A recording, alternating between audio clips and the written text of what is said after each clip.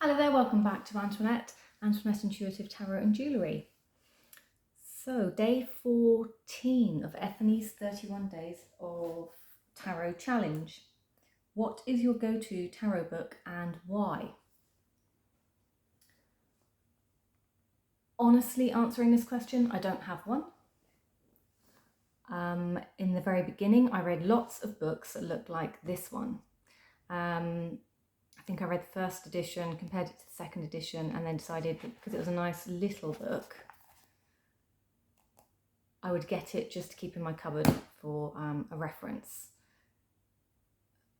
Have I used it since? No, to be honest, but doesn't mean I won't in the future at some point. Once I learnt to read tarot, it's in my head. I have tarot journals, but I don't have my tarot keywords anywhere written down in a sensible format where I can get to them. So these are the books I have on my shelf for reference. And again, like I say, I don't think I've ever actually used them to answer questions for me. But let's take a look. So this one is Lisa Chaplin, second edition Tarot for Beginners. It's, like I say, a nice simple book. It's just black and white. It's got a good index.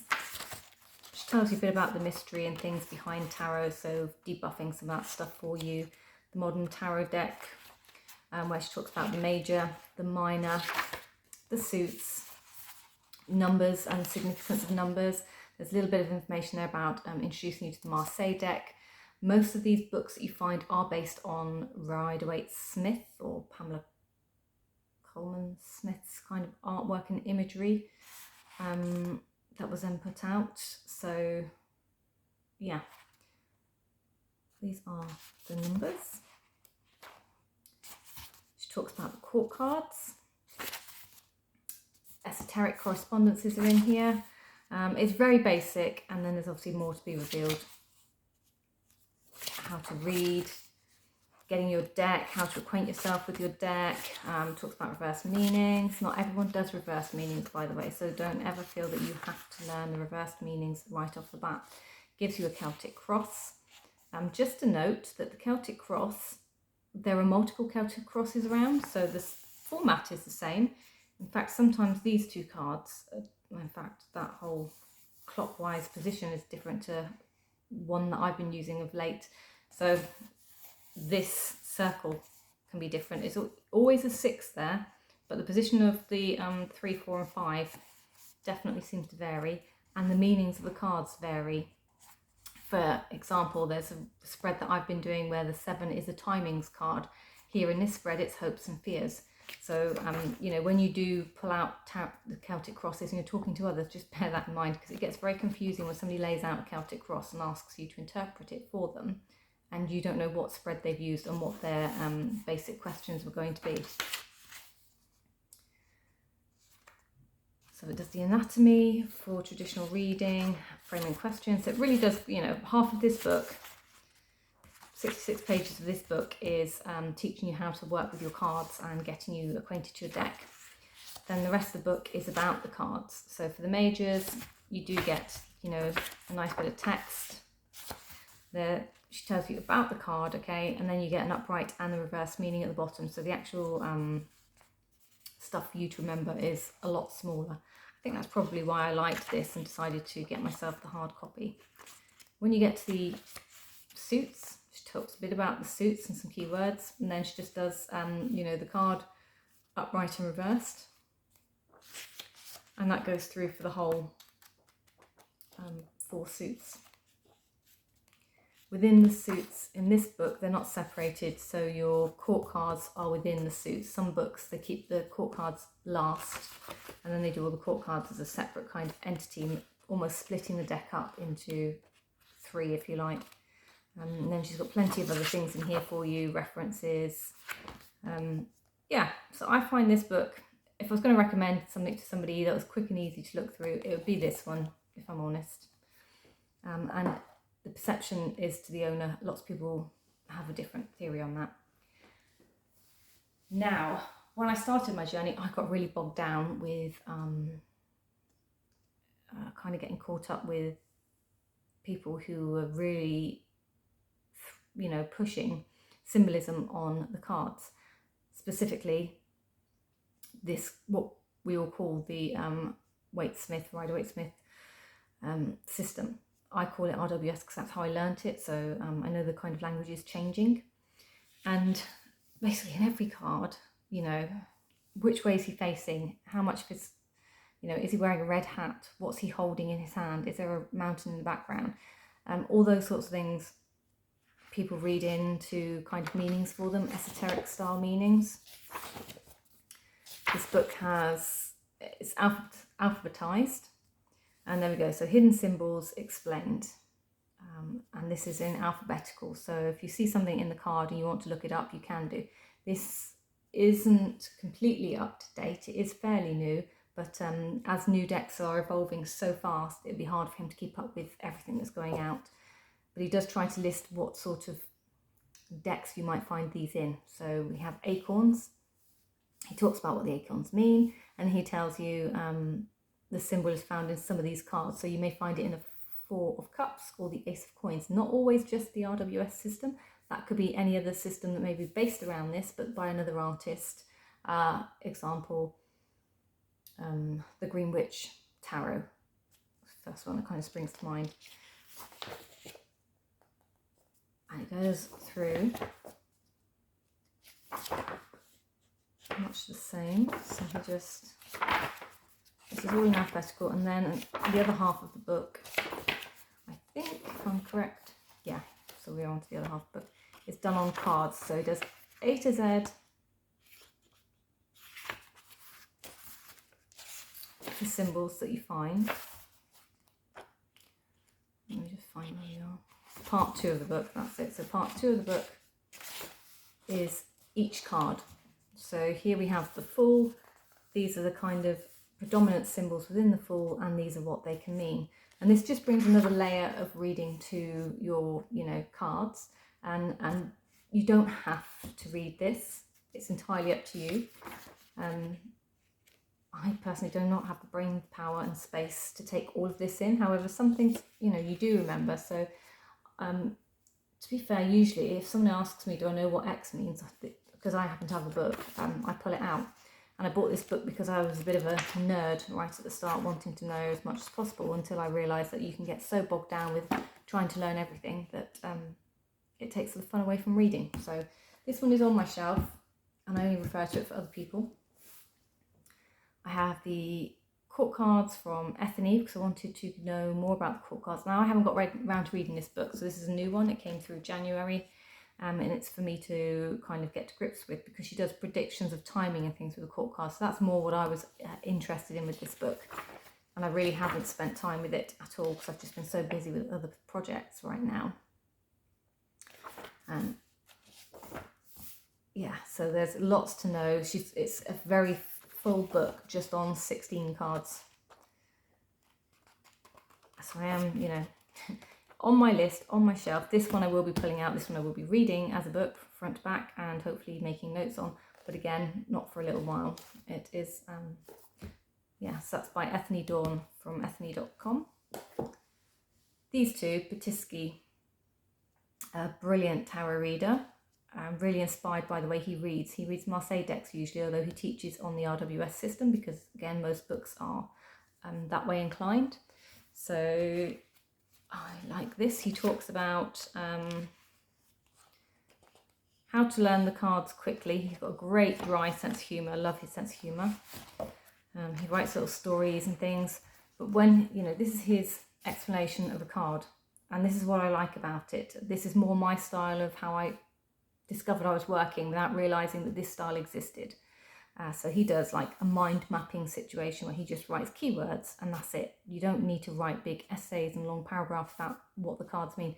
This is why I can work with it in my head rather than written down. It's because I may only have 3 of these words for each card in my head, and then the rest comes simply from intuition and what the card tells me. And it depends on what deck I'm using really as to what I get from each card. This book is, you know, to me it's really inspiring. He also does some of his own spreads in here that he shows you. So he has his shoe horse, or horseshoe, sorry. One that he calls the scamper technique for creative thinking. He's got his rings of satin spread. I have to admit, I've never tried this one. It looks a bit complicated. Sue's Gate. Different ways of looking at it. And then he does his Celtic Cross because he really enjoys the Celtic Cross. And he does his version of what it is. So position 7, as I've said before, is the one I'm working on, is meanings. Here is the client's perception of their own question. Okay, and he explains to you what you're looking at and why, and how to read that. And then the back of this little book, other fancy stuff. He does some. Where are we? He does like storytelling with the cards. So there we have the Emperor. And then he does this like brilliant kind of story conversation with the Emperor card. It's just really humorous. And that's the back of the book, is a few of his stories with the cards. So kind of working with the cards. So this one is Radical Tarot, Breaking All the Rules. Got this on Amazon. I think I got them all on Amazon, to be honest. The Barebones is again by Batisky. Now this one is a much bigger book. I have bought this on purpose because I enjoy the way he works. Not to study in depth, but just to take a look through.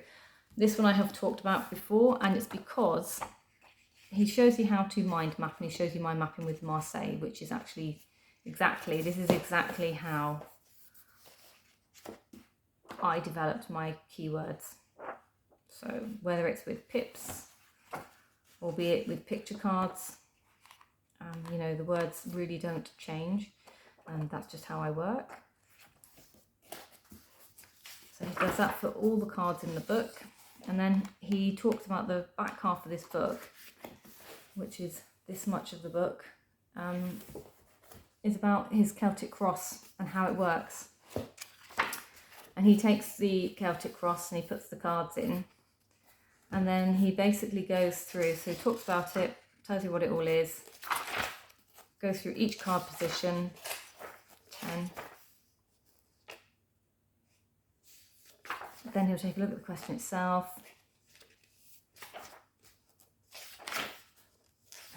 Timings. And then in here, what he does is he takes the cards from the positions and then he talks about them. So he puts the actual cards in and talks about them.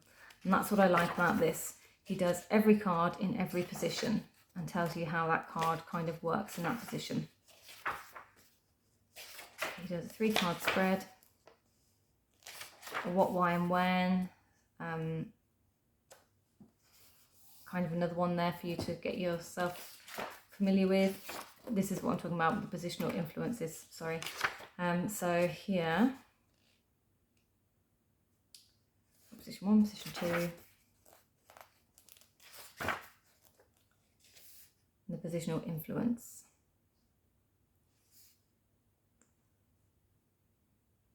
So what are we talking about here? Position 1, the real question with the 2s. Position 2, the real question with the 2s. And then he'll go through each 10 of the positions with the 2s in position, and he'll tell you about each one. And then here we are, where are we? What position are we talking about here? So we've got position 9 with the 4s. We've got the 5s. 6s, 7s, 9s. He does that right the way through, even with the majors. That's what I bought this book for, to get somebody else's ideas on how cards are affected in different positions.